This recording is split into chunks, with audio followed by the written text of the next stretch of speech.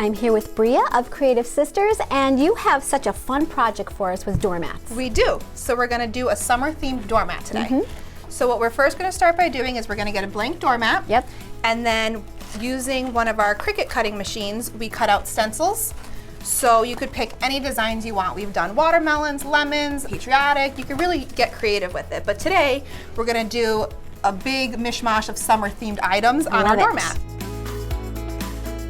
So I already pre-cut all of our stencils. So we have watermelons, popsicles, sunshine, and a flamingo float. Love it. So I'm gonna finish weeding my stencils here. So normally when you're weeding something to put on like a water bottle, you would weave the negative space, but since we want to paint inside of here, we're gonna be doing the opposite for this. Okay, so I'm great. just gonna use my knife, peel that up, and that's just gonna be garbage. So I'm gonna start with the popsicle. So you can start however you'd like. I just like to work from left to right. Okay. So I'm gonna start with what's up in the corner first, and then paint that, and then I'm gonna take the stencil off and then move on to the next thing. Kind of in the corner, and it's okay, you want things to kind of go off the mat as well. You don't want everything just bound to this box. So I'm gonna put that on, and sometimes when it's real close to the edge there, I just like to use our painter's tape just to kind of add a little extra space in case I paint over that line. I see. I'm not getting it on the mat. Right. So for my pop, I'm gonna do green, a teal, and a purple, and then I'm gonna have Can't forget the stick. the stick.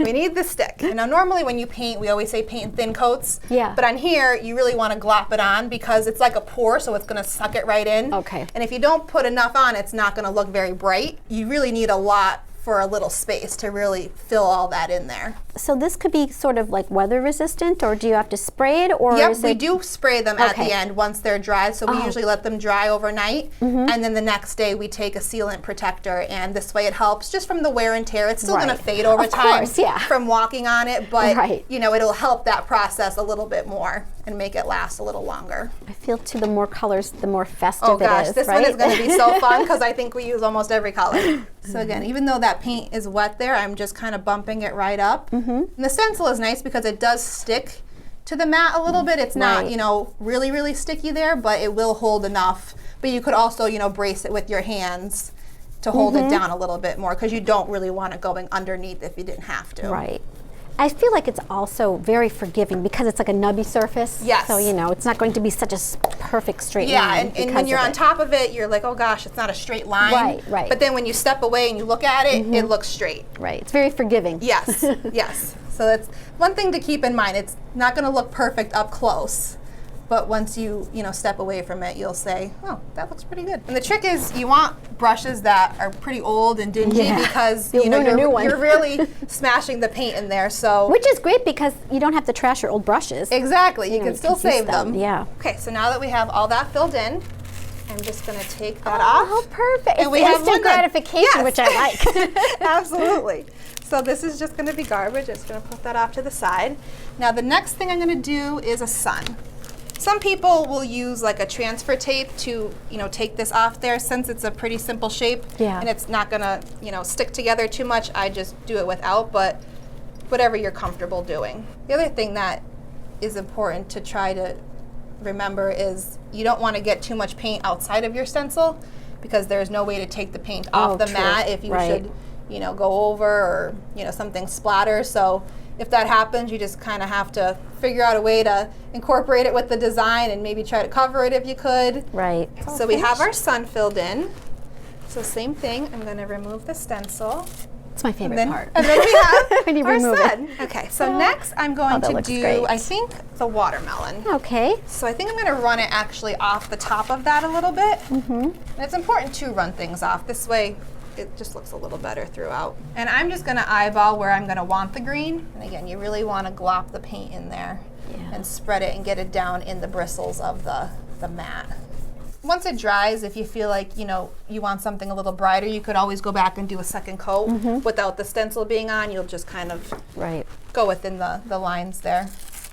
All right, now we're going to do our flamingo. And it's also important when doing this, you don't want everything going straight. You want to twist things, you want to turn things, you want to put them upside down. Because that's also part of the fun of it. You don't want everything to be so straight. Right. I think he's my favorite. He is cute.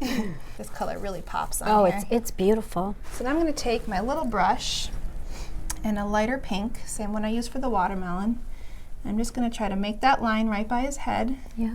And bring it down enough that I could just put the black beak on. Oh. And then once the head dries a little bit more, then we'll go back in and add the dot for his eye. Oh. And there we go. This little floaty. I love it. I love So now it. that we have one of each, we're just gonna keep continuing whatever pattern you want. I think I'd cut 4 of each, so just kind of scatter them that way.